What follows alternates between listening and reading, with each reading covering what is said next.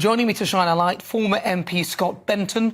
A Tory wipeout could be on the horizon, with a devastating new poll showing the Conservatives could be reduced to just 72 seats. With tactical voting considered, that could drop to just 66. Labour is also predicted to win by a huge landslide with 302 potential seats. The majority, the polling suggests that the Conservatives will return only around 7 more MPs than the Liberal Democrats. Well, joining me now is former MP Scott Benton. Scott, welcome. Hello, Nana. Great to be joining you. Right, Scott, well, you've been on a worldwide mystery tour. We'll get into that, because every time we speak to you, you're somewhere else. You lost your seat, didn't you? I did. 2 months ago, I resigned as Member of Parliament. So a great shame from my own personal point of view. I made a mistake. I ultimately paid the price for that. I would have loved the opportunity to put my case forward to the good people of Blackpool South in this election, but it's amazing how many Tory MPs have actually texted me over the last 10 days since the election to be saying ultimately you're better off out of this, because there's not a cat in hell's chance we'd have probably kept your seat. But I think you probably know that's the case. They're all saying, crikey. So what of the Conservative Party, in your view? What you see now? Well, the poll we saw last night was absolutely shocking, not in the sense that it was unexpected. We've been seeing the Tory party be 20 points behind in the polls for the last 18 months, but it was shocking because of the potential implications for our democracy. Imagine if the most famous political party in the world, the most successful political party in the world, were to be reduced to less than 100 seats. But that's on the cards. Polls are a snapshot of public opinion. They don't lie, and don't forget, we're nearly a quarter of the way through this election campaign now, and if the polls were going to greatly narrow, I think we would have seen that process in place. They clearly haven't. They haven't moved an inch, and I think there'll be great concern at CCHQ at the poll last night, and the fact that the policy announcements we've seen this week to squeeze that reform vote just haven't had that effect at all. So very worrying times for the party indeed. So on the screen we've got the GB News People poll. This was done with the Daily Mail as well. And a number of seats predicted to be won by each party at the general election. Now, the Labour Party predicted to win 493, unless by some miracle that is... Well, I mean, who knows? There seems to be lots of divisions in the Labour Party. They've been arguing over Diane Abbott most of the week. Absolutely. Labour have had a stinking week. We've had the Diane Abbott affair. We had this energy announcement yesterday, which fell flat on its face.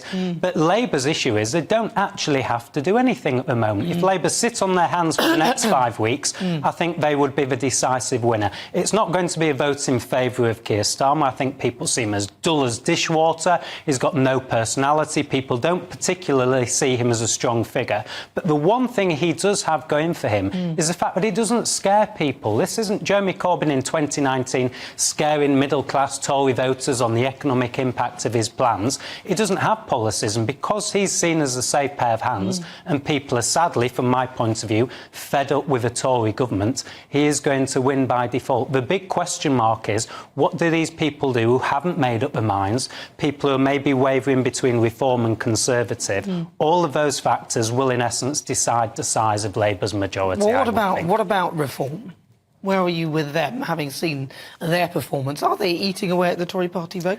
Well, clearly they are. They're running at 10-11% in the polls, vast majority of which are disaffected Tory voters. But I think Reform have missed a golden opportunity in this election. We have the Tory party at its lowest ebb in 100 years.